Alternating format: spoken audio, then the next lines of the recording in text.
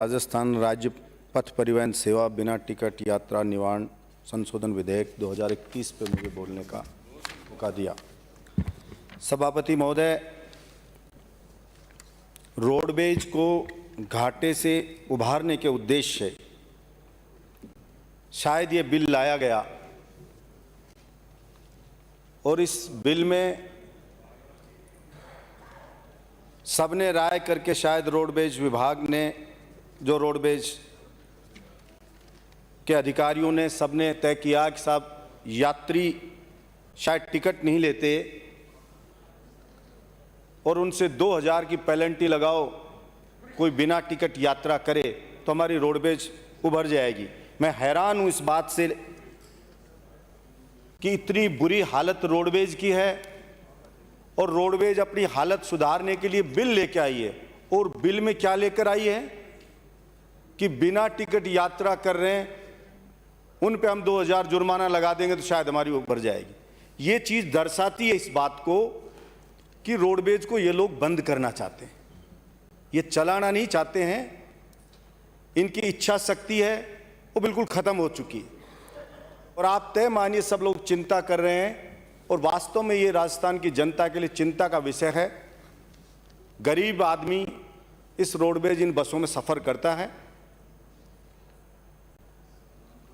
उस बेचारे को इस बात की चिंता खाए जा रही है, उसको लग रहा है कि ये रोडवेज बंद होने के कागार पे है और जो ये ऐसी हरकत हो रही है और ऐसे इस तरह के एक्ट हो रहे हैं, इससे ये लग रहा है कि सिर्फ दिखावा किया जा रहा है विभाग द्वारा।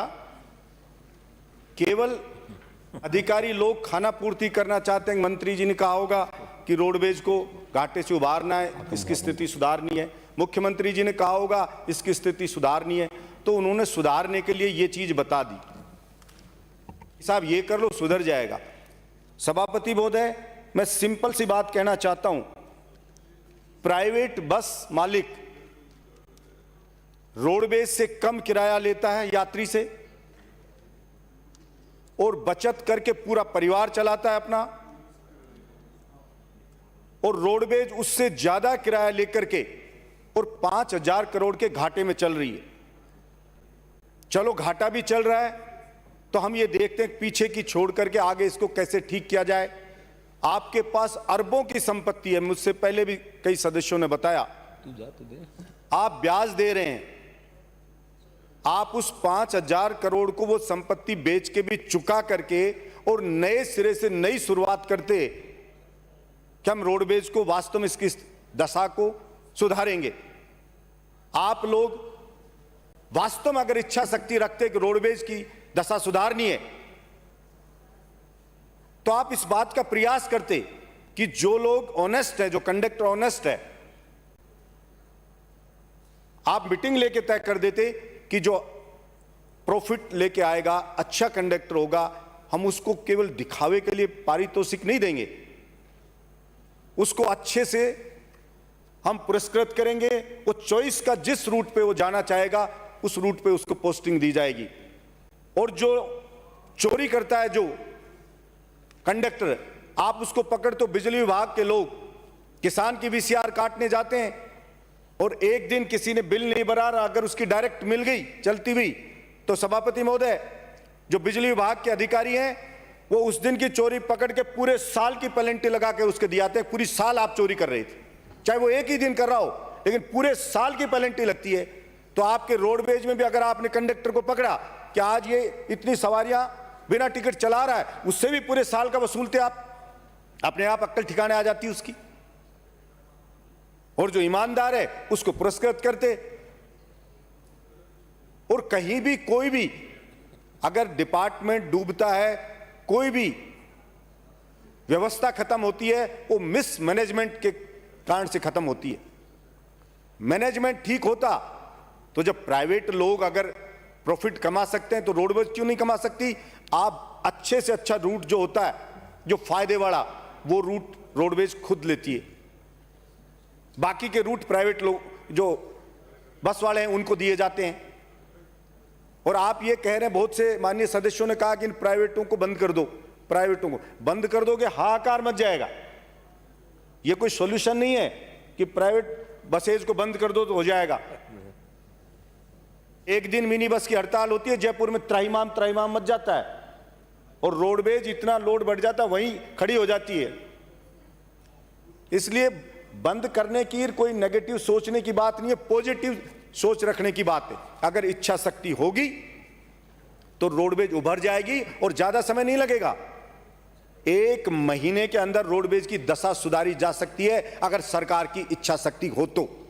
लेकिन एक ट्रेंड चल गया है, देश में चल गया है, प्रदेश में नहीं, कि सरकारी कोई भी संपत्ति हो, कुछ भी हो, उसको बेचो और पिंड छुड़ाओ। मड़ाई के जो चीज है, डिपार्टमेंट है, वो तो सरकार रखे, और जिसमें कुछ एफर्ट्स करना पड़े, जिसमें कुछ मेहनत करनी पड़े, उसको छोड़ दो, उसको बेच दो। इसलिए अगर राजस्थान में रोडवेज अगर बंद होती है तो मैं ये कहना चाहता हूं, जो भी सरकार, कोई भी सरकार चाहे उसको बंद करे, और अगर इसका बट्टा गोल करेगी उसको बद्दुआ लगेगी राजस्थान की गरीब जनता की। इसलिए रोडवेज जनता की सेवा है, वो प्रॉफिट के लिए नहीं है, वो वेलफेयर के लिए चल रही है। वेलफेयर के लिए चल रही है तो सरकार दूसरी चीजों पे इतना बजट लुटाती है। अगर ये पहली बात तो रोडवेज के पास संपत्तियां वही बेच सकती है, जरूरत नहीं है सरकार की, फिर भी है तो सरकार उसकी मदद कर दे 5,000 करोड़ रुपए, और सरकार कहे कि नई बसें खरीद के लाओ। और जो बेचारों को पेंशन नहीं मिल रही, तनख्वाह नहीं मिल रही, रोडवेज के कर्मचारियों को सरकार चुकाए उनका। सरकार ऐसा तो है नहीं कि कोई प्रॉपर्टी डीलर की तरह से ठग विद्या है कि साहब नहीं देंगे, बिगाड़ ले, हमारा क्या बिगाड़ेगा। कहां जाएगा आदमी? सरकार तो भगवान की तरह होती है कि सरकार अगर उसको नहीं देगी तो वो क्या लड़ सकता है सरकार से? नहीं लड़ सकता। धरना प्रदर्शन कर रहे हैं ना बेचारे किसान, कर रहे हैं, क्या हो गया उनको? कौन सुन रहा है उनको? अहंकार में राजा आ जाता है तो चुनाव के बाद ही अहंकार उतरता है। इसलिए सरकार उन बेचारे कर्मचारियों को जो भटक रहे हैं बेचारे, उनकी सैलरी देनी चाहिए सरकार को। किसी के जेब का पैसा नहीं है। हम सब लोग जैसे सरकार वो ट्रस्टी है, कोई ऐसा तो नहीं कि सरकार की जेब का पैसा वो दे रही है, वो उसी जनता का पैसा है और उसको लौटाना है।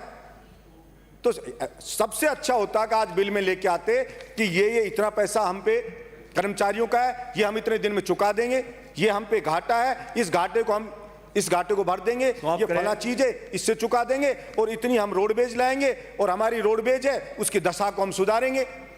जो खटारा अटाड़ा हो रही है पड़ी है। सभापति महोदय, छोटी सी बात कहना चाहता हूं, गांव में भी किसी व्यक्ति को देख लो, अगर किसी व्यक्ति ने कर्जा ज्यादा ले लिया और वो अगर वैसे ही थोड़े दिन चलता रहा, समाप्त करें, उसका कर्जा डबल हो जाता है, 3 गुना हो जाता है।